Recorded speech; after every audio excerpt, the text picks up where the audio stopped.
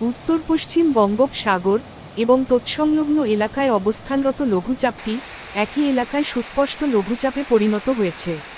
এর প্রভাবে পটুয়াখালীতে গত ৩ দিন ধরে থেমে থেমে বৃষ্টি হলেও গতকাল সন্ধ্যা থেকে শুরু হয়েছে মুষলধারে বৃষ্টিপাত।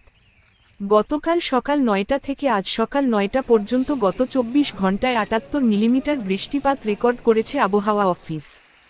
টানা বৃষ্টিতে বিভিন্ন নিচু স্থানে সৃষ্টি হয়েছে জলবদ্ধতা। এদিকে উত্তাল হয়ে উঠেছে কুয়াকাটা সংলগ্ন বঙ্গোপসাগর। বড় বড় ঢেউ আছড়ে পড়ছে তীরে। বেড়েছে নদ-নদীর পানির উচ্চতা। উপকূলীয় এলাকা দিয়ে ঝড়ো হাওয়া বয়ে যাওয়ার শঙ্কায় পটুয়াখালীর পায়রা সহ দেশের সব সমুদ্র বন্দরকে ৩ নম্বর স্থানীয় সতর্ক সংকেত দেখিয়ে যেতে বলা হয়েছে। মাছ ধরা ট্রলার সমূহকে উপকূলের কাছাকাছি থেকে সাবধানে চলাচল করতে বলা হয়েছে।